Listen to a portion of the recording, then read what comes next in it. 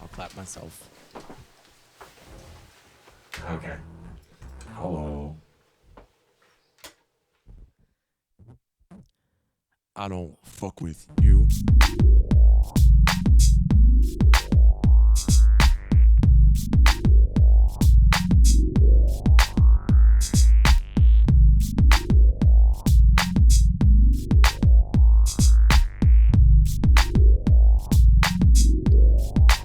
I don't fuck with you.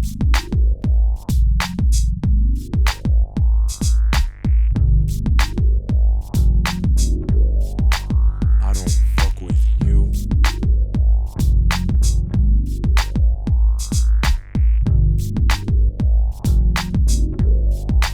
I don't fuck with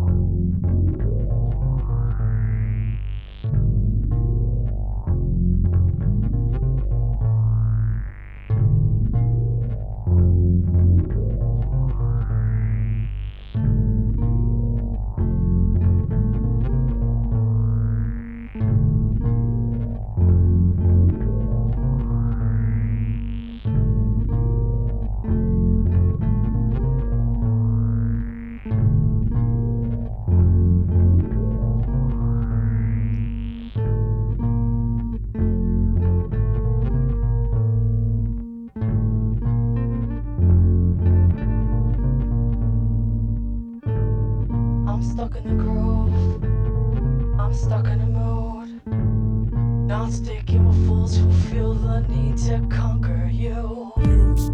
I'm dreaming of things, more than time and space, more than we need to solve that worry. Look on your face, just keeping pace, to stay in the game, not to win the fame, but to see your eyes when they say my name. Never mind all that, this is not that rap.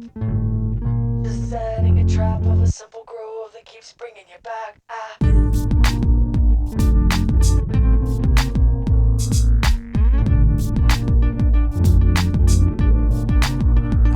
fuck with you. Busy getting stuck in the groove. We're busy getting stuck in the groove. Fuck with you. We're busy getting stuck in the groove. We're busy getting stuck in the groove. I don't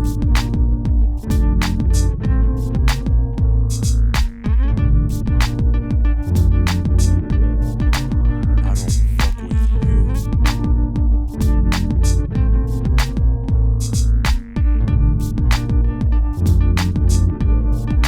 I don't fuck with you.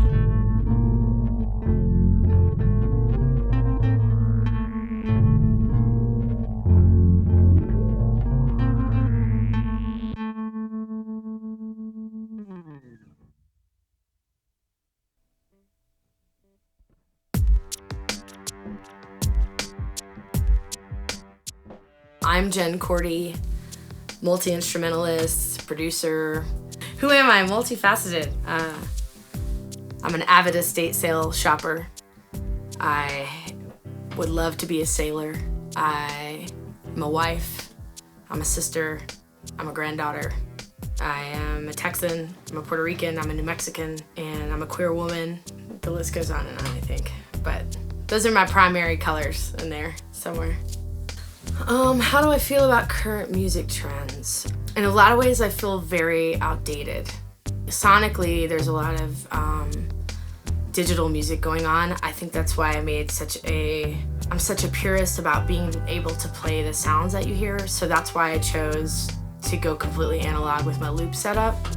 Although it's a digital pedal, yes, but I'm not relying on a spacebar to play anything. As an audience person, it's not interesting to me, so I wanted to find a way to keep it interesting with all of these different levels going on. I know looping's been around for a long time, so I don't feel like I'm reinventing the wheel or anything.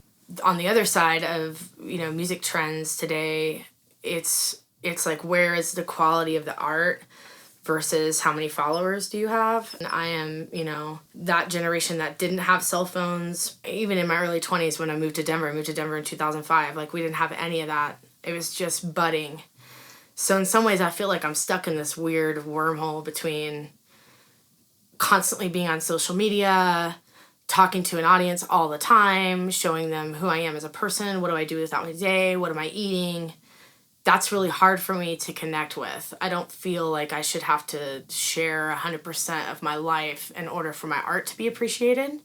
So I struggle really with trying to find that balance. I don't think I'm very good at it. But I do think that live, I can connect with an audience really easily because I'm still used to having face-to-face conversations. There's that, and then there's the other side of like back to the followers thing is like streaming platforms and how do you make money and how do you get licensing deals and this whole other business side of things that we as artists are not encouraged to embrace. We're encouraged to embrace the idea that we are going to be a poor, struggling artist. And I'm trying to break free of that however I can. Sometimes that means being in a cover band and playing covers for 3 hours, which I used to be so against that, but then I felt it makes me a better player and I can make more money playing covers in 3 hours than I can working for $14 an hour at Instacart or whatever job. Everything I'm trying to do to make money right now only makes me a better musician. And it took me a really long time to figure that out. I wish somebody had told me that when I was younger. Like, hey, everything you do to make money, to live in a city should be pertaining to that art. I've been thinking about legacy. I've been in Denver since 2005. I've done all kinds of things. I started out with my Americana band, Jen Korte and the Lost, that still exists. And then I've done multiple collaborations. I just saw something this week where a rapper recently was killed by a drunk driver and his album release was like 3 days after his death. And so I was thinking about, first of all, I need to get my shit together and finish my album and like put out all of the things that you create and you spend so much time obsessing about. It doesn't really matter if you're not sharing it with the world. So in terms of legacy or what I want to be remembered for, I don't really know if there's something I want to be remembered for as much as these are the things I created to leave with you.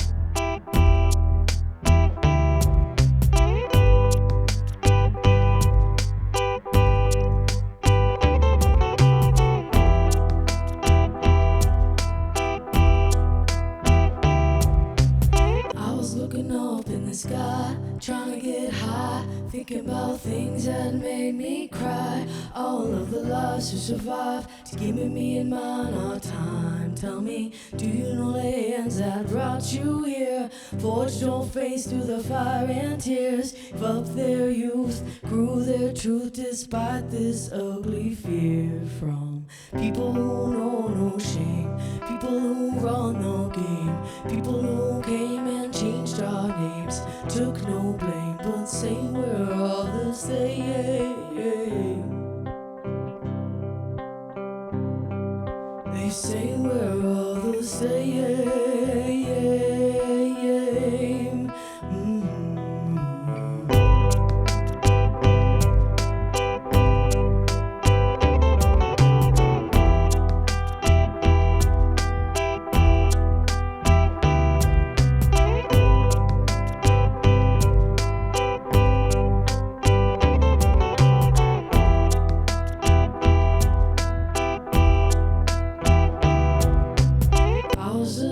to get high, but my bloodline was on my mind. Thinking about my grandmother's beautiful lines. Tell me whose strength got her through the hard times.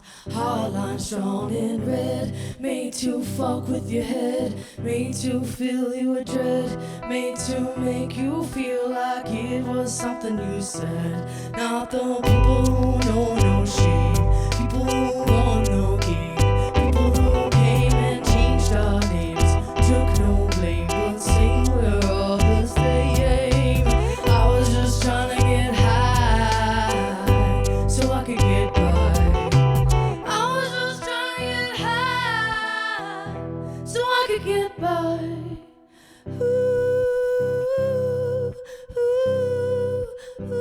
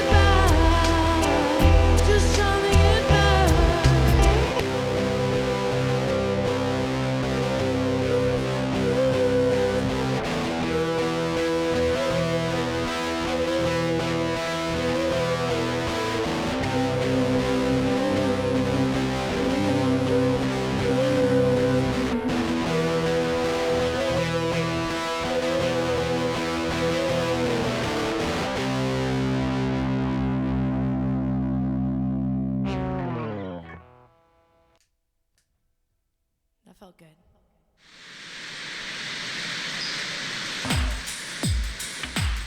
Well, honestly, in my life, there's not a whole lot of outside of music. Because I do so many things. I teach. I'm writing a preschool class right now. I'm about 85% through the kids album. But I'm really passionate about history. That's what my whole house is like, estate sales or old photos or old things. I really like stories. So I like to go find things that are old and figure out why they exist, what life those things may have had, or why they were made, or why they're such quality. So I really like doing that. It's something I enjoy doing with my wife a lot. I'm really passionate about being on the ocean, which sounds funny because I live in Denver, but I spend a lot of time going back and forth between the Caribbean and Denver. So I'm very passionate about being on the water, being in a boat. I feel very passionately about our immigration system right now and what's going on with that. Sometimes I feel like I'm not doing enough because I'm not out in the streets and I'm not, protesting every chance I get. I think sometimes the anxiety of all that keeps me here in a place where I feel frozen or not really sure what I can do to offer that support. So part of that is, writing music about it and speaking to it at shows like, hey, we need to be inclusive of these people, and hey, this is not okay, and hey, this is not okay, and like really using my voice on stage, even if it's locally. Born in New Mexico, raised in Texas, half Hispanic, Puerto Rican. My father was raised in New Mexico in Los Alamos, which was where they built the hydrogen bomb. So his whole childhood he was raised in a walled-in town that nobody even knew existed, that was surrounded by military people. Like, New Mexico has such a weird, magical vibe for me because of where my father was raised, and then we would go every year to go see my grandparents, but we never went to Santa Fe, we never went to Taos. I didn't experience those things till I was an adult. My grandfather, I can trace back like 8 generations Puerto Rican. He was a musician in Puerto Rico when he was younger. Yeah, so then I grew up in Texas, which is like country music and not so much bluegrass, more like country music and classic rock. And the more time I spent in Puerto Rico and the Caribbean and then go home to Texas, those things always meld back together. My Americana band, Jen Korte and the Loss, is like this strange mix between country, blues, and Latin music. And then you bring me here to Lady Gang, and it's a weird mix between like beach vibes and rock. It's such a weird divide. Like I always wear cowboy boots and denim, but then I show up playing like beach vibe Caribbean music. So don't let the denim fool you, I think is my new tagline. I felt for a long time that I didn't have anything to say. I was writing primarily love songs. I felt like such a tortured soul when I was younger. Like, I just have to write about like my lesbian love relationships and being tortured through that. Then I fell in love and got happy and got married and didn't feel like I really had anything to say. Like probably the last 5 years before I started Lady Gang, where I was like, okay, what am I doing? How do I stay connected to playing music or performing? So that's when I started learning Logic and learning programs, learning software, making demos to keep some sort of musical exercise moving forward. And then the election happened, and then this nasty, ugly side of our society like bubbled to the surface. On the first EP, there's 2 songs in there. One is called Preface This, and it's kind of like my observation of what was happening in the Black community with Eric Garner being killed and Sandra Bland and all of the victims of police brutality and, you know, not really knowing where my place is in that other than to say, I see you and I want to support you. And it's not your job to tell me how to support you. It's my job to go to other spaces where you can't be and explain why what we're doing is wrong. How Do You Sound off the first EP is a direct reflection of a conversation I had with my family member when all the shit came out about Louis C.K. and the Me Too movement kicked up, and you know, I got in an argument with a family member and didn't talk for a couple of months because it came down to the fact that they were defending Louis C.K. as a person and like, oh, but he's still funny. He may be doing all these horrible things, but he's still funny, which is such a quandary a lot of people are in. Do we still support the artist even though they're a horrible fucking human being? How Do You Sound is like that you're causing me pain. All you're doing is talking at me. You don't really understand like my life as a woman and that feeling of anxiety and danger when you're not sure if the men you're around are going to really try to take advantage of you. I felt that several times in my life. So that was a response to that. So some of it, like a lot of the music that's coming out right now, or the messaging I have to say is through my own firsthand experiences of these movements that are happening. You know, art reflects life, and art reflects our political environments. Art creates movements. Anthems are made.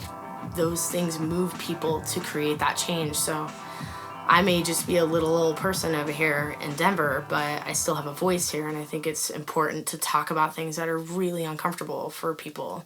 Not even uncomfortable, just people don't know how to talk about it. I don't really know if I know how to talk about it, but I'm at least willing to say I don't know how to talk about it, but we could have a conversation. 6 million ways to die, choose one.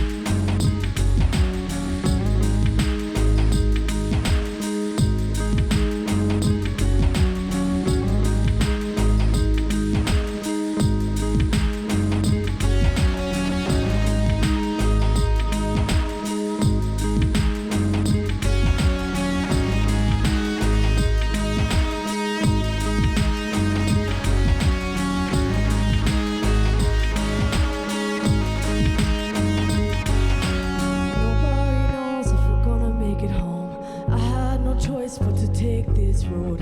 Please tell my mother where I have gone. Please tell my father, don't worry, I'm grown. We are together so we won't be alone. Please leave some water for my 2-year-old. Even though she's tired, she's proud and she's bold. We hold hands on the way, the way.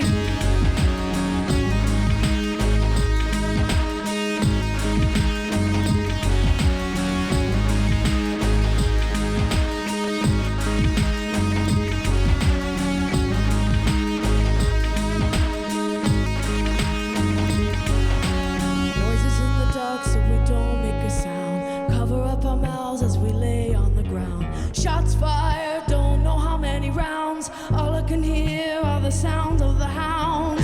Getting closer, closer. They're getting closer, closer. They're getting closer, closer. Yet we'll hold hands on the way, on the way.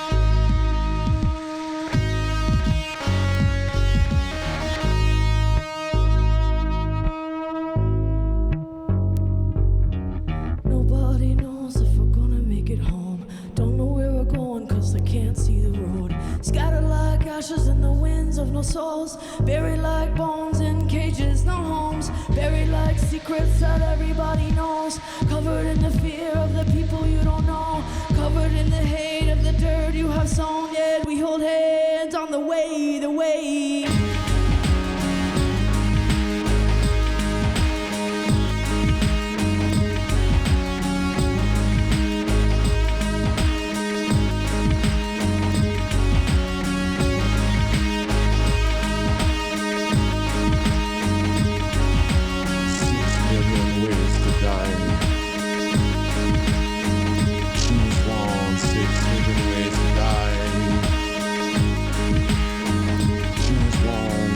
Million ways